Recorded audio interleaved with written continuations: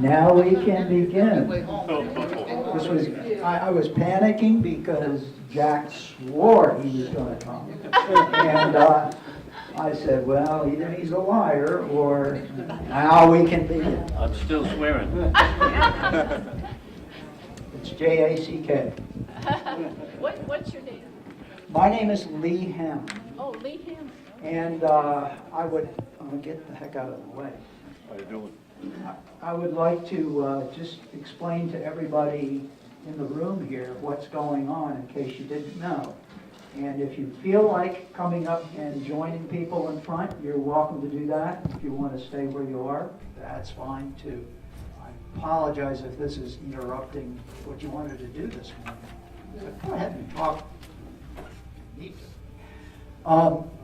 As I said, my name is Lee Hammond, and I'm with the Lebanon Historical Society. And what we're trying to accomplish today is get memories down while we still have memories. Right. My mother is the holder of the Boston Post cane for Lebanon. And I'm noticing that at 104, there's a few little gaps in what she remembers. But since she didn't grow up in Lebanon, I didn't subject us all to those gaps because what we wanted to focus on today was your memories of what went on in Lebanon and the immediate area in, around, on the railroad. Already, as people have come in, I've been tuning into little stories that they've had to tell, and some of them are with great knowledge about the railroad, and others are just little fond snippets of memory from long ago. And I'd like to get as much of those old memories, little ones down, and then if you guys that are experts on the railroad want to chime in periodically and enlighten us, that would be great too. So, with that as a starter, and with thanks to Brianna Spangler, who is here from CATV and is recording this so that hopefully we'll be able to see some of you 1,000 years from now, as well as hear what you have to remember, maybe we can begin.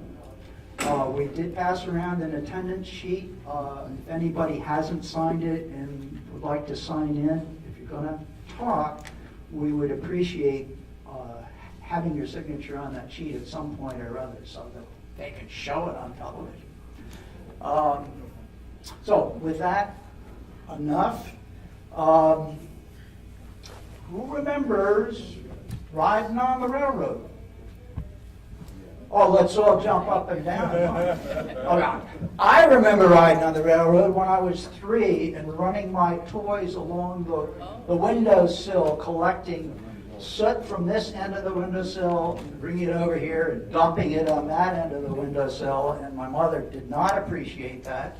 But that wasn't in Lebanon. That was on a trip from New York City out to Buffalo. And my memory was Buffalo. In that station, believe it or not, if you've ever been there, there is a great big buffalo right in the center of the station. And boy, was that impressive. That was my earliest memories of railroad. Not Lebanon. Let's hear about Lebanon. Who would like to share a memory? Well, you know something? When you talk about the soot on the windowsill there, seasoned travelers always carried 2 sets of clothes. One of the clothes that that they wore while traveling, and then when you get off the train, all right, they changed because that first set of clothes would be covered with soot from the old steam locomotives that hauled those trains there and whatnot. And back in the days when Concord was a bustling railroad center, there was a lot of activity there. There was a lot of steam locomotives coming and going. And you notice that there were no white houses in the vicinity of the railroad yards there and whatnot. There was a reason for that. They were all gray. Those are some of the good old days. Now that's Ken Cushing. And Ken Cushing is on page 650 of a book he is writing about, what's the name of the book going to be? The Northern Railroad. The Northern Railroad. Oh, okay. So, but he's promised not to monopolize it. He has also promised that he'll come back for the Lebanon Historical Society at some point and put on a program for us that we can appreciate. I'm just here to work the crowd, you know, Lee. Okay, thank you. Come on. How about another thought? Memory. Oh, what the heck? Dad was a railroad man, a car knocker in White River Junction for 25 years till cancer took him away. Brother-in-law was a conductor on the Springfield Division. Two step-uncles, one was a car cleaner in White River, the other one was a hostler down the B&M Roundhouse. And I worked the same place he did, Westboro Spear Gang, on the track. I was 17 years old and went back to finish school. I didn't want the railroad anymore, I wanted to go into merchant. Yeah, that's the end of that.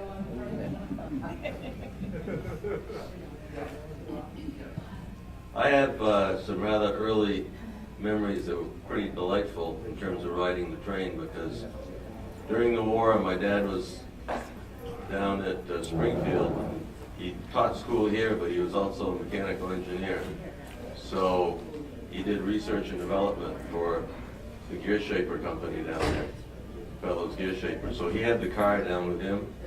But Mother wanted to get us out to Lake Mascoma to go swimming and be out there. So we'd walk down here and get on the train, and we'd ride the train out to Mascoma. Mascoma, they'd stop and let the four of us off, and three of us at that point. And then we'd swim for the day, and then you'd go up and you'd turn the handle so that the flag would turn for the train to stop. The train would stop, we'd climb back on, and conductor would turn the handle back so that other trains would continue by, and we'd ride our way back in again. Mother would take us out with the three kids. She'd bring the lunch, and we'd spend the day out on the beach out there, which is now, I think, the name of the road there is Ice House Road, yeah. That beach at that point had the ice houses on the side of it, and on the other side, the Doc's cabins were also ice houses, which are now by your house. And it was interesting to go and play in those as well, the piles of sawdust and look the rice in there. But it was pretty exciting to be the one to go up and turn the handle and actually flag the train down. I wondered since how much we cost the trains to have the 15-cent fare, I think it was, that they collected from each one of us to stop a train and then start up again and bring us into Lebanon. But it was fun and exciting. So that's sort of one memory of riding the train as a kid in Lebanon. The advent of the diesels came, and one of the things that we would do out there is to count the number of freight cars on the line going through, and it was always a matter of how many they were there and how many pushers that we'd have, because the line, as I understand it, from White River to Orange is the steepest section from Montreal to Boston. So we guessed as they got up to 100 cars, well, it's going to have two pushers.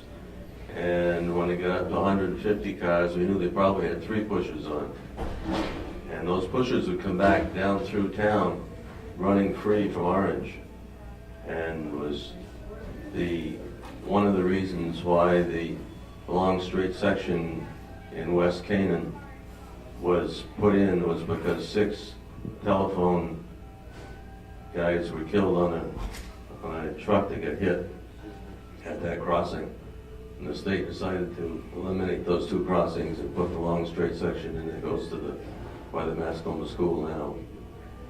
So they would come whistling through town here without any notice of they're coming through other, which caused a great furor in town, and they would finally had to go back and slow down as they were coming down past the Excelsior plant and come through, particularly the Benton Hill crossing, slower because people were alarmed at how fast they were coming through without any notice.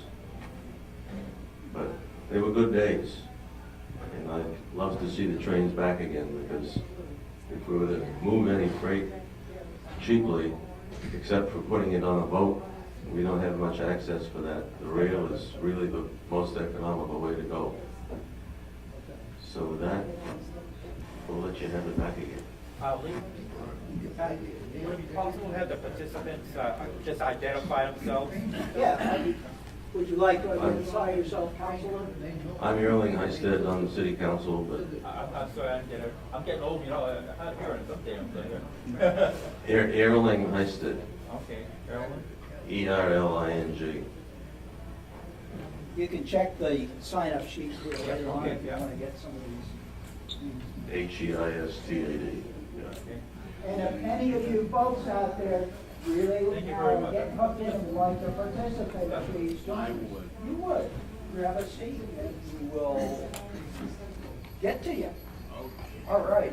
How pretty soon my coat is getting cold. Oh, dear. My name is Ed Ashe, and I'm the historian, city historian, and also the curator of the Lebanon Historical Society. I rode the trains from White River down to Claremont when I was about 5 years old. And I don't remember how I got from Lebanon to White River. I don't know how I got from the Claremont Railroad Station to Hotel Moody where my uncle lived. All I remember is the train. And that's the only time I ever rode the train, back in the early 40s. But talking about the steam locomotives going through town, Dr. Coolidge owned most of the apartment buildings in Lebanon, and they were always painted gray, battleship gray. I swore if I ever bought a house, it was not going to be gray. And that's because of the soot. My mother I lived on Mechanic Street most of my life, and my mother would hang out the sheets and stuff at night to dry on the porch. And early in the morning, the mill would start up, and black smoke would come out of those smokestacks. Then the train would go through, belching black smoke, and before you know it, there were little black spots all over those sheets. So she had to be careful about getting them in before the trains went through, or the mill started up in the morning. But later years, when the diesels came out, about late 40s, early 50s, I don't know, they just didn't impress me as much as the steam locomotives did. And of course, later on, they had what they called a butt car, which I think we have a picture of them. And those were a little more streamlined, self-sufficient. That's about all the memories I've got of railroad in Lebanon. Oh, Lebanon had 3 railroad stations. East Lebanon, which was out by Mascoma, the Lebanon Station, and the West Lebanon Station. And about 1909, they had a bad train wreck, head-on collision out in Canaan, because they got confused between the Lebanon stations. So that's why East Lebanon became Mascoma, West Lebanon became Westboro, and they kept the Lebanon name for the Lebanon Station. A little bit of history there.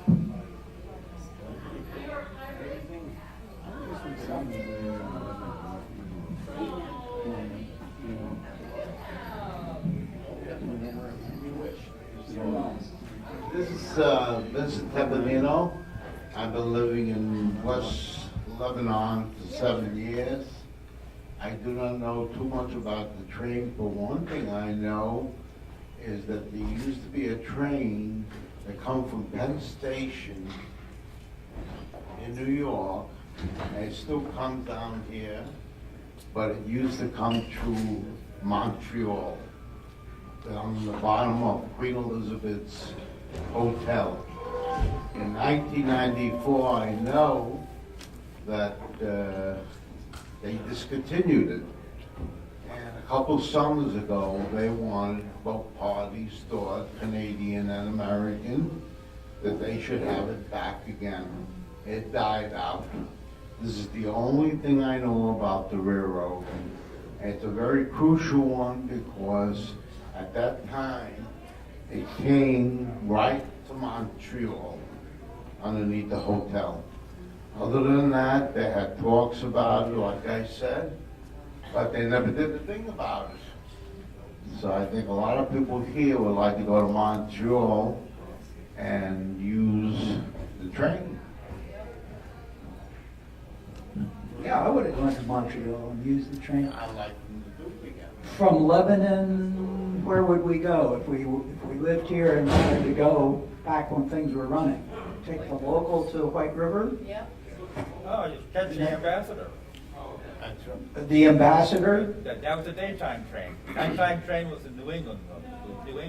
Was the Ambassador, did it come through Lebanon or White River? No, it came through Lebanon and White River on its way right up to Montreal. So the Ambassador started in Boston? Started in Boston. Okay, and came through here. You could get on here, Yeah. and it would stop in White River, and then it would go on up via Burlington, or would it be a different route? Yeah, I think it went up the like through Wells River and whatnot. Wells River. Yeah. Okay. And do you know, if you got on the train in Boston, 9.5 hours later, you'd be in Montreal, by golly. And, Wow. And by the way, the train only, on the Northern Railroad, it only stopped at Franklin and Lebanon. It was an express train. Well, that's impressive. All right. So we were on the express route to Montreal, and you could do it in 9.5 hours, 9.5 hours. and you wouldn't get a speeding ticket from any of the Vermont troopers on the way. They couldn't catch you. Fantastic. Let's get back to Lebanon. Hi there, Buddy McDowell from Grafton. I moved next to the railroad in '71, and some of my favorite memories were the Freedom Train, number one, because that was the only steam train I'd ever seen go through Grafton. I wasn't around when they were going through. But I used to love to hear the train coming, I'd go out and wave to the engineers, and they almost always, all of them waved back. I thought that was so cool. And then in 75 or 6, I can't even know the exact date, they had a snowplow come down through. And I caught that. That was so cool watching that come down through. It was throwing snow everywhere. But those are really about the only memories I have of the railroad. That and almost getting hit at the crossing one day. Oh, yeah, well, Kenny knows about that one. The train got snowed in up there in Orange, but I wasn't around then. That was way back. It was cool. Well, actually, one of the historical societies members here. One of the historical society's members here, I think it's Dan, lives out there. Down, Dan Downs, all right? I still have his convertible at the shop right away. But at any rate, his sister was riding on the Budliner, okay, on a snow train special, coming down from the north, and they got it. It was December or January. It was a good snowstorm they were involved in as they were going down. And the Budliners were notorious. They had very poor traction, okay, on snowy conditions. And they got to the Orange Summit Rock Cut, and they got stalled in the rock cut. And they sat there for a good part of the day until they had a diesel locomotives come up from Concord to haul them out of that rock cut. So that was quite an adventure for them. So the motors, I think the traction motors also got wet. They pooped out, you know. I thought that was a pretty good story related to me about that. And of course, earlier years, they weren't all the first trains. They got stuck up from there. But if I start relating all these stories here, you folks would be here all day, by God. And I've already thought I can only have so many words to speak here. I won't do that again. No. Now, you're going to get a chance to do your special program for the Historical Society one of these days, and then we'll really pay attention. But I would appreciate if you would just clarify the Budliner, which is this, is it a two-sided thing? Does it go forward and backwards, or did it turn around? I believe it can go forward and backwards. Yeah. You're getting nods of us over here. The Budliners came on about early 1950s, and they replaced a lot of the steam locomotive power trains and also the ones that were through passenger trains. It was a cost-saving measure. They had in the environment operate the Budliners, you know. Thank you. Okay, let's pick up where we left off over here. You can't talk. No? Oh. Well, now who does the talking in the family? The husband or the wife? What are you gonna say? Come on, you were telling us something. Okay. My name is Wayne Stiller, and we've lived in Lebanon for 50-some years, I believe. And when we first arrived here, I came up here pursuing a job at Dartmouth and was hired. And en route, I flew out, and going back, for some reason I couldn't catch a plane. Back then it was a DC-3 that used to fly into Lebanon. And for some reason they couldn't make it back the day so I had to take the train on 11. And I'm kind of vague on where exactly I picked it up. But it was a short ride, as I recall. For some reason, maybe the train got delayed or something. Anyway, that's my earliest recollection of coming into Lebanon. And if you want to, my whole life, it seems, was at one time centered around railroads. Grew up in Indiana, outside Chicago. Is this okay to go with this? Sure. And so I lived at 4 years of age. This is the first I can remember at 4 years of age. We lived as close to Lake Michigan in Chicago as you could possibly get without moving out of Indiana. It was right on the border with Chicago, and every major train went back and forth through next to my home. Pennsy, New York Central, any train. There must have been 7 or 8 trains that went through there. And then, let's see, the next point in my life was with the railroads was when I graduated out of high school. 17 years of age, and I went on a trip out to California. We got the 3 other guys who got wrecked and in the desert out there. So we had to take the train home in California. You can imagine that, back in 1950. New York, I think it was in New York Central. I'm not sure if that's what it was. I can't remember. Santa Fe, my wife says she's from a railroad family. Believe it or not, that she is. And I'll let her talk to us about that. Anyway, we're coming back on the train. You had to go across the desert. It was in 1950. It was shortly after the war, and a lot of trains were all disabled and things. And we had to change trains engine 3 times. From California to Chicago, the train, the engine broke down.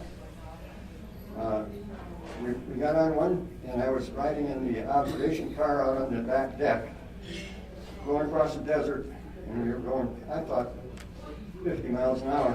And I looked on the side of the road, on the desert, there was a jackrabbit racing the train.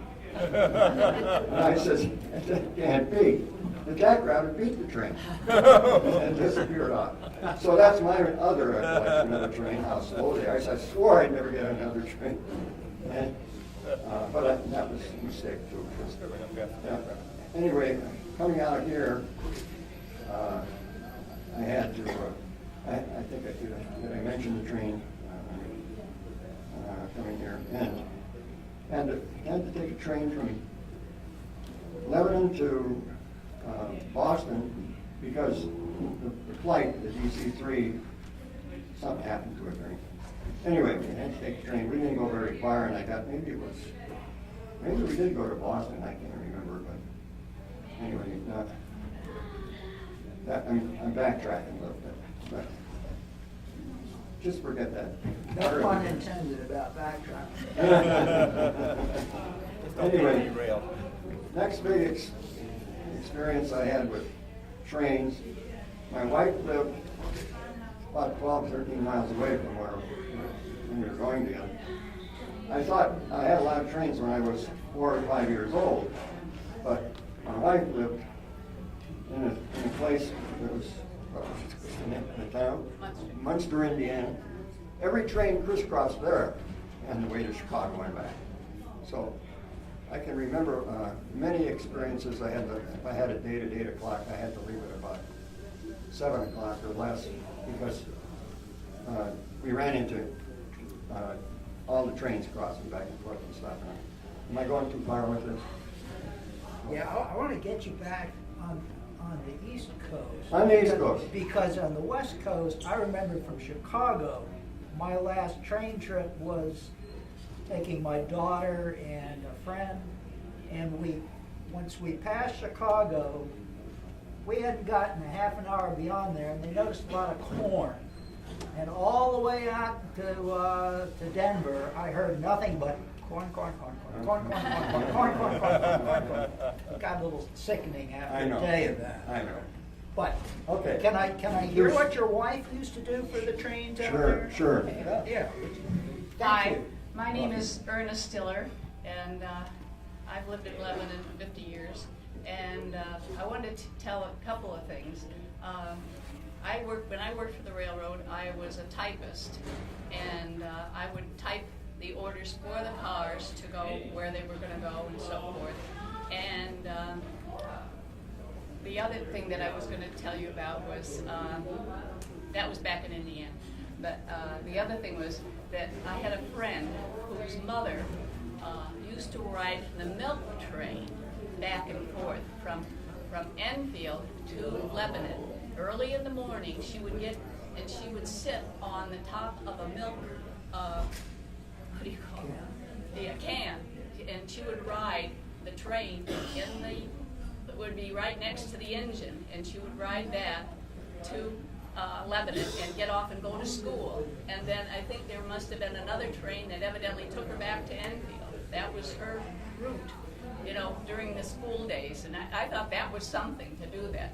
One other thing that I was going to mention was that my sister and I and my brother rode the train from Indiana, it was in Hammond, to Indianapolis, Indiana, and with my parents. And my father had gotten a railroad pass. Back then, if you worked for the railroad, you could get a pass. But like in my father's case, he had to wait 5 years to get a pass on a different railroad.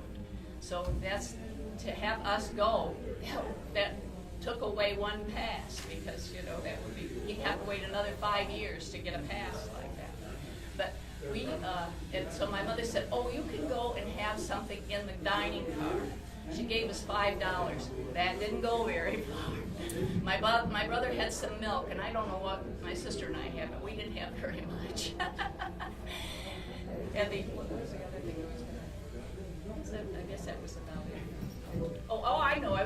They said something about the Freedom Train. I can remember I was a little kid, and the troops would come through, and we would wave and wave to see all the troops, and there was nothing but men going off to war, and we would wave them. That was the last thing that I, remember coming from school or whatever, and they'd have troop trains, and we would wave at them as they went by. My name is Jack LeBrun. I belong to the Historical Society, and I think I'll stand because I'm kind of close to this, and I'm so small I won't. And I never rode the train too often because I've lived here all my life, and I'm not going to say how long that's been. You can take a look and guess.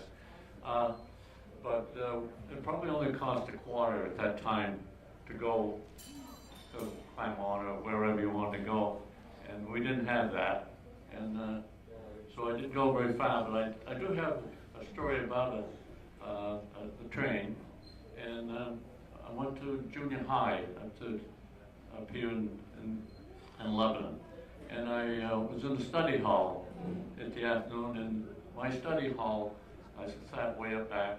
My study hall ran parallel with the train. And it used to come through afternoon before we went home. And I'd sit there and I don't know, it just didn't feel like studying, so the train was coming, and it came by every day, and so was I there every day. So I'd sit there facing the train, probably 100, 150 feet away, and I started counting cars. I'd go 1, 2, 3, 4. And the teacher, Mrs. Wilbur, you remember Mrs. Wilbur? Remember Mrs. Wilbur was the study hall teacher. And I was counting there like this, and all of a sudden, she walked up by me and I see somebody coming. I was going 84, 86, 87. All of a sudden, she stood in front of me. And I went 88, 89, and she'd go there, and I said 90, 91. And she said, Mr. LeBron, don't you have any studying to do? And I said, I'm almost done, Mrs. Wilbur, and I'll get right back at it. So I thought that, and I did that quite often. And some days I had got over 100 cars, and some days I didn't have that many. Another thing that Ed said, 1909, I walked the rail trail about 5 years ago. I'd start here with my pickup. I'd walk an hour that way and then walk back. The next day I'd take my truck and go the next way and jump that way. And I did the whole thing while I went as far as Andover. I went 17 miles. And so the last time I went, I told my wife, I said, I got to drive 17 miles before I start walking. So she bought me a telephone in case I dropped. But it was very interesting, and I saw a lot. And the best place to walk was right by Mascoma Lake. Yes. The sun was out, and it was just beautiful. I saw a lot of deer, got chased by dogs. And like Ed said, I knew there was an accident, but I forgot the date. 1909, you said. It was in Canaan, and I was walking there, and I don't know if it's still there, but they had a stand with the paperwork, the newspaper, and it was covered with plastic. Like I said, it was 5 years ago, and I read some of it. And these two trains came together. One was coming from Montreal, Canada, and one was going out, and they messed up on the time, and they came together. And I guess it was an awful mess, and they even had pictures in this newspaper. And I was always going to go back and take pictures with a camera of that and everything. So there was one more thing about a train. I was in Germany, and it's not about the Lebanon train or anything, but I went to, I went on leave, and then we had to go by train. So we going along and everything, and all of a sudden we stopped and looked out, and there's water there and everything. There's a big ship. What they did with the ship, they opened up the front and drove the train on the ship, and then took us off and went across the waterway and everything. And I got a little seasick. I was sitting in the train, and it was going squeak, squeak, squeak, and I was looking out the train window and down at the water, and I had to get off the train, go upstairs, and that's about it, I guess. That's my experience. Thank you. I'll bet you there are more experiences, but they pop back. Now look, before you make your Meals on Wheels run, don't you share? No, I don't have it. Well, you don't have to have things put together to say. Just let it flow. Okay, we got. It's coming back. You can wait. Okay, you can wait. Here's somebody that's got to get back to work, I can sense. Hi, my name is Frederick Whitmere. I'm a native of Hanover, born there in 1940. And I remember the trains, but the more recent memory is riding Amtrak and being in a train wreck. It was in 1982. I was returning from Washington, D.C., where there was a broadcaster convention. I was, at the time, a DJ down in Bellows Falls, Vermont. Although at that time I was planning to go all the way to White River and then see my family and then go down to Bellows Falls and go back to work. However, this is in February 1982, very cold morning.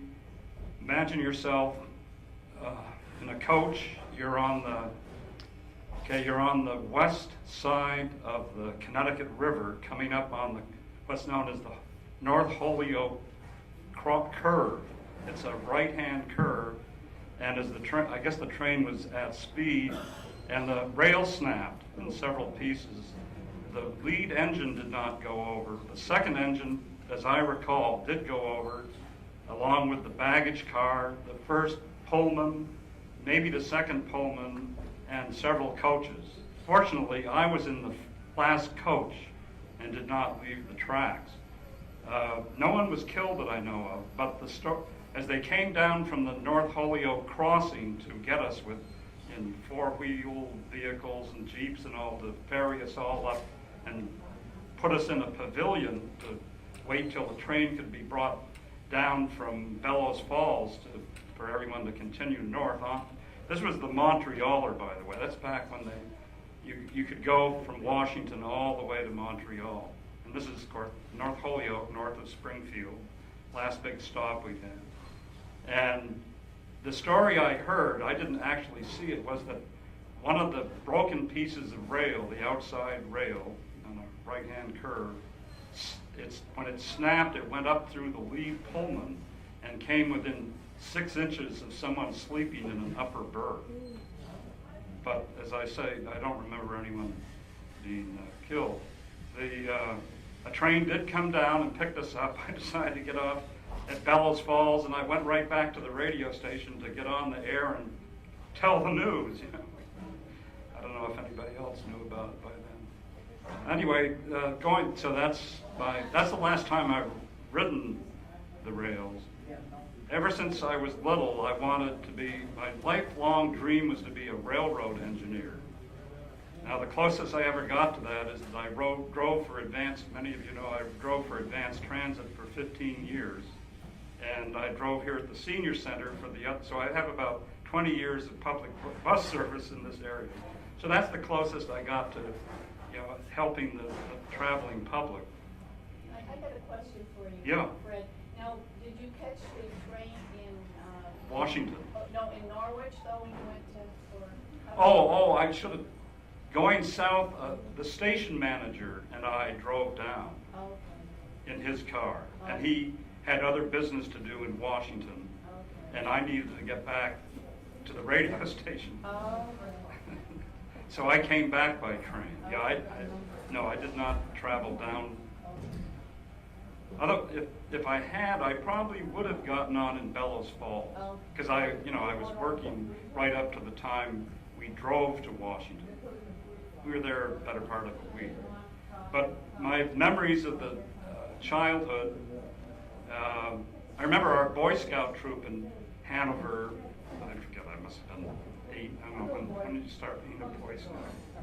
Anyway, the outing was going to be to go down to White River and climb on board the new, the diesel engines. But I was sick that day. I was so crestfallen that I could not make. I'd been looking forward to that trip so much.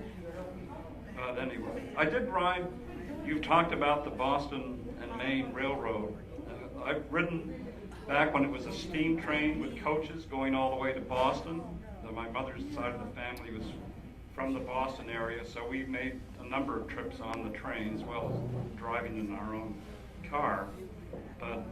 And then my last memory of the riding on the trains in this area was riding the Bud Highliners. I didn't hear all of your conversations, but that was those were those stainless steel self-propelled diesel cars. Usually 2 of them were hooked together, and the engineer sat in a little cubby hole up front, and he would let me.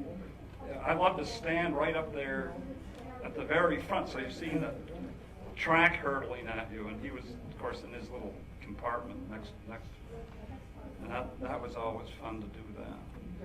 And I've lived out in Canaan a number of years, so I remember when the tracks were still in. I think I remember when there were still freight trains going in, and I know all the rail trail walkers are going to hate me for saying this, but I wish they'd never taken the tracks out. I mean, I biked on the trail from here, that slight grade up to Mascoma, if you've noticed that. But I think there's a way they could have a high-speed rail through here. I mean, it wouldn't be going 100 miles an hour right through Lebanon. And, but somehow we could both coexist, have the rail. As an advanced transit driver, I used to dream about having those, having our buses be able to get on the tracks and go out to Canaan, avoid that Route 4 traffic jam, especially in the winter, going out or coming in town, and maybe going as far as Grafton or Danbury. It would be a great thing if this area is going to expand more. I really think we need some rail transit. What do they call it? Light rail, something like that. So I could go on for hours. Those are some of the more pertinent memories of rails. I love the railroads. I hope they come back. Although I remember in West Lebanon, they used to be called Westboro, at least that was the station name. But I'd hear stories about people who, the women, housewives, they'd hang, I guess they figured a way to hang out their washing because, back in the days of steam, all the cinders from and there was there were still remnants of a roundhouse in West Lebanon. And also there was a lot of, it wasn't like just a train passing through. I mean, it was a sort of a railhead, a junction, obviously. And so there was a lot more activity than just a train going by your home out in the country. So they had to, maybe someone here has spoken about that, how they dealt with the keeping their sheets clean, Because you put your sheets out, you didn't have a dryer. You put your sheets outside to dry. Anyway, happy railroading. About how they got dirty.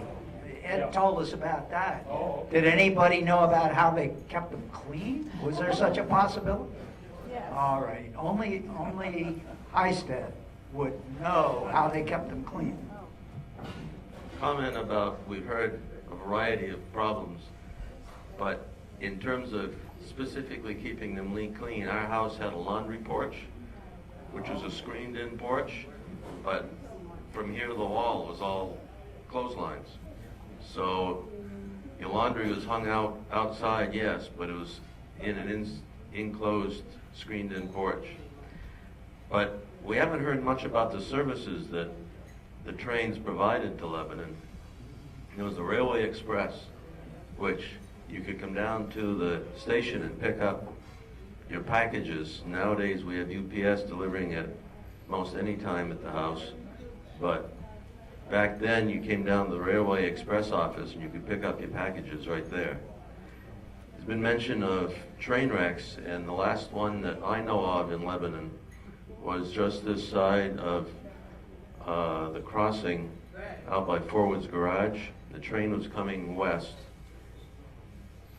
north coming up, and the landslide slid down the bank, same place that it did this last year, and we had to dig it back out again. And locomotive laid on its side as it came up through there. A whole lot of us that age must have gone out because you could go out and see it. The services also with trains were many that you could use a train in a variety of ways, and it used to be the ski trains would come out to Canaan. So they'd come out from Boston on a Friday, and the train would sit on the siding Friday night, and then you'd have sleigh rides that would take you from there out to Cardigan, and you had the ski trail on the west side of Cardigan, which they'd ski on Saturday and Sunday, staying on the train at night, and then Sunday night they go back down to Boston again. It was also used in terms of delivery of things like grain and baby chicks, where you come on the siding down on Benton Hill, and it was always delightful to go on the boxcar and see all the chicks all lined up in all those racks with people coming up to pick up 100 or so. So it provided mobile storage for to stay on, or for your produce to be on. My uncle Frank Sheridan was the senior engineer for the New Haven, and has been talked about the Bud cars. And as a kid, he had Golden Pass, so we could ride with him anytime. And he was the first one to get his diesel engine license for New Haven, so I'd ride back and forth to New York with him. We'd play a game with the big speedometer, which is in the front of the car, and same thing on the Bud car, they'd have a big one. And so I'd sit in the Bud car or the diesel, and we'd play the game of what speed were we at. And he could get it within a half a mile an hour, you know, and he'd be counting down just what speed. And it was always impressive to me as a kid that you had this great big speedometer, which was extremely accurate because the spaces for each mile of speed was like an inch between them. And yet he knew exactly how fast that engine was coming in. We'd be coming into a station and he'd be counting down what the speeds were. So the skill of those old engineers was pretty much a gut feeling in their pants, I think, about how fast the engine was going and what speed they needed to be at coming in. But there were services that the trains provided that we don't generally think of now. There was a mention of the various trains coming through Lebanon, but the Peanut used to leave here in the morning, and you could ride the Peanut to Boston, spend your day in the office or shopping down there, and pick up the Peanut and be back up here at 8 o'clock at night. So you'd be hard put to do that as conveniently now as what you did on the Peanut, yeah. That must have been It did, yeah. The mail was an interesting thing for us as kids. I'd go out and I'd watch them pick up the mail as they came flying through. They had this arm that would swing out to the side of the train, and the mail was in a long bag, held out so that as the hook came by, the hook would grab the bag, pull it in, and then it would swing back inside the engine, inside the mail car. As kids, it was always interesting to watch. And you're hoping someday they're going to drop it, you know, there'd be some miss. But it was exciting to watch.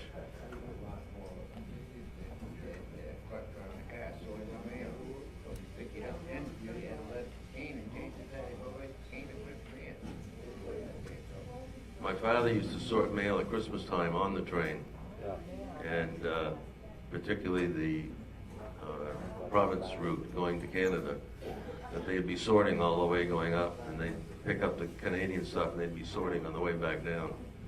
They're always looking for extra people at Christmas time. Do they have to be bilingual? They had to understand what 3 wiggly lines meant coming down, which was 12 LA. And also there was another one of 2 pistols. And so on the front of the address, sometimes it'd be drawing 2 pistols. And Dad would come back and say, here's a drawing of what was on the front of the envelope. Find the town that goes to. And we'd be sitting there looking through all the Canadian,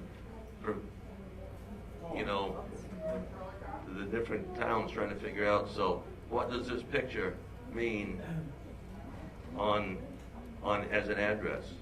But the 2 pistols and 12 LA over there look interesting. There's just 3 wiggly lines coming down. You got to know that that's going to Canada and it's going to 3 Rivers. No. Wow. You were educated men.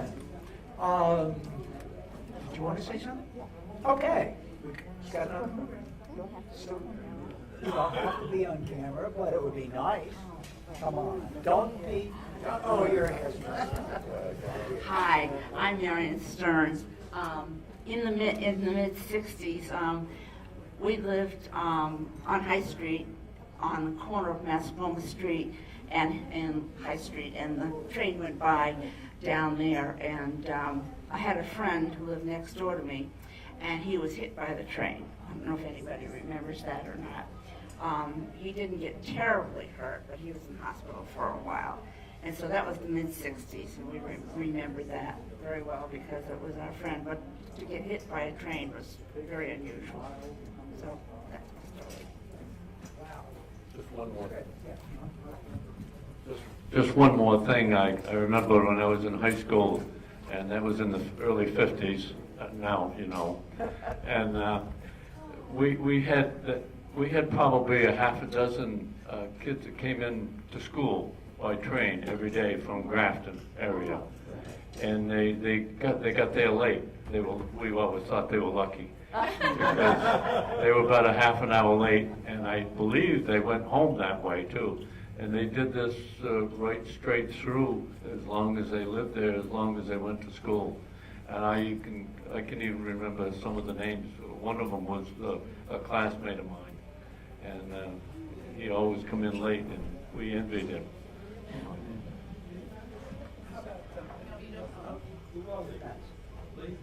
Who was he? Oh, Frank. You got to defend the rail trail. I know. Okay. I'm Frank Gould, and I've been working with the city to open up the rail corridor from Lebanon to West Lebanon for biking and walking. That's not the reason that the reason I waited so long to talk about to say something was I was in here giving a talk a couple of months ago about the rail trail, and I invited some people to come up and talk to me about their experience with the rail line. And there was a story that a woman told me that I really thought I should share with you all, and that was that when she was a kid, she lived in West Lebanon, and they would have a dance on a Saturday night in Lebanon, and she would catch the train from West Lebanon to Lebanon for a nickel and go to the dance and celebrate her freedom from home. And then when the dance was over, she'd catch the train for another nickel back to West Lebanon, and that was her story. And I think that's, it's really kind of a neat story. Some of the other things that occurred to me as I was listening, my grandfather, before I was even born, but my grandfather was a railway mail clerk on the Boston and Maine Railroad up in Maine. And he'd go away from home, he'd be on the train for a full week. And then he'd be home for a week. So it was a week on, week off. He was also a farmer, so he kept his farm going while he was at home. But I always thought it was kind of weird to be on be riding back and forth, basically on a train for a whole week, sorting mail, basically. Great, thank you. I wonder if he had to remember all those squiggles. Probably not. Anybody else want to share something? Has it tickled a memory in the past? Just being shy? No? On the Freedom Train, I remember getting on the train and we could read the Constitution on that. Does anybody remember that? Okay, and I thought that was so nice to be able to do that. I remember that as a kid. I wasn't that old but I thought, that was so exciting to be able to do that. I get confused on the Freedom Train. It was a Freedom Train. Both Ike and Harry Truman rode around on it at one point or another. I remember them coming through town. But I was in a big town down in the middle of New Jersey then called Princeton. And I don't know. Did they come through here? Anybody remember? Did the Freedom Train come through town? Okay. You saw Truman in Portsmouth. Did he come here? Well, anyhow, he made the rounds, and a lot of people got to see the president that way. Anybody else care to share something? Well, then I promised the senior center that we would stop in time that we could participate in lunch if anybody wants to. I hope you will get more of your friends that have had experiences here to attend another show when we advertise it, and tell them not to be not to be bashful, great memories.